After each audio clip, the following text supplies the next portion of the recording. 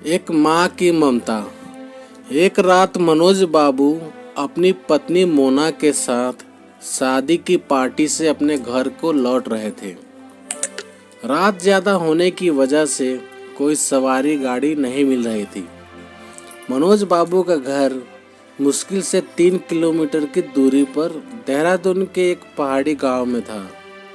मुसीबत ये थी कि महीना सावन का था और ऊपर से जोरों की बारिश भी हो रही और उन्हें अपने घर पहुंचना भी जरूरी था। अतः उन दोनों पति पत्नी ने पैदल ही घर जाने का निश्चय किया।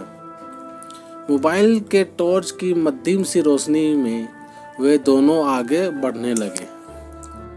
वे अभी आधी दूर ही गए थे कि जोर से बिजली चमकी और बिजली की रोशनी में एक औरत का साया दिखा जो ठीक उनके सामने खड़ी थी। इस सुनसान सी सड़क पर रात के अंधेरे में अकेली औरत को देखकर उन्हें डर लगा और मन में तरह तरह के विचार आने लगे कि कहीं ये कोई, खैर जो भी हो देखा जाएगा। ऐसा सोचते हुए उन दोनों ने अपने कदम आगे बढ़ाए, लेकिन बिजली अब बार बार लगातार चमकने लगी थी और उस बिजली की चमक में वो औरत दूर से ही साफ साफ दिख रही थी। वो औरत उन्हें रुकने का इशारा कर रही थी। उसे देखकर मनोज बाबू की पत्नी की तो हालत खराब हो रही थी, लेकिन मनोज बाबू को अब लगने लगा कि ये औरत शायद कोई मुसीबत में है। मनोज बाबू जब रुके तो वो औरत उनके हाथ जोड़ते हुए बोली, भाई साहब प्लीज मेरी मदद कीजिए।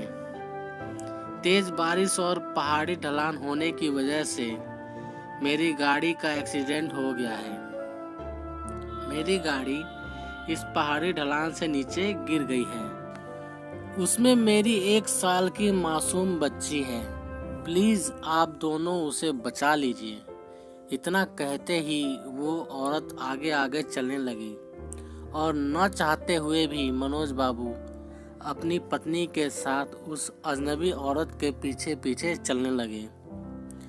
लेकिन एक अनजाने भय से उन दोनों का दिल जोर जोर से धड़क भी रहा था। जैसे ही वो दोनों पहाड़ी से नीचे उस गाड़ी के पास गए तो उन्होंने देखा कि गाड़ी में एक प्यारी सी मासूम बच्ची रो रही है। मनोज बाबू ने बच्ची को गाड़ी से निकाला तो पाया कि बच्ची बिल्कुल ठीक है। मनोज बाबू ने उस बच्ची को अपनी पत्नी की गोद में दे दिया। फिर मनोज बाबू को लगा कि ड्राइवर की सीट पर भी कोई है। जब वो आगे जाकर देखे तो उनके होश उड़ गए, क्योंकि ड्राइवर की सीट पर वही औरत खून से लथपथ होकर मरी पड़ी थी। मनोज बाबू को अब सब कुछ समझ में आ गया था।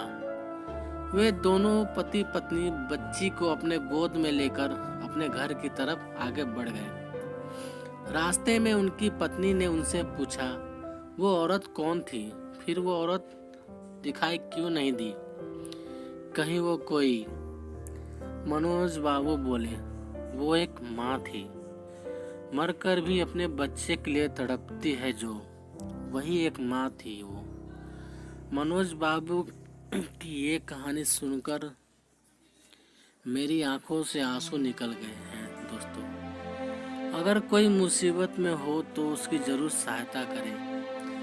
क्या पता हमारी एक छोटी सी कोशिश किसी की जिंदगी में बहार ला दे। ये छोटी कहानी हर एक माँ की ममता को समर्पित है। दोस्तों, आई होप ये कहानी आप लोगों को पसंद आई होगी। यदि कहानी पसंद आई हो तो लाइक करना, शेयर करना और चैनल पर नए हो तो सब्सक्राइब करना। तो मिलते हैं एक नई कहानी के साथ। तब तक लिए जय हिंद, वंदे मातरम।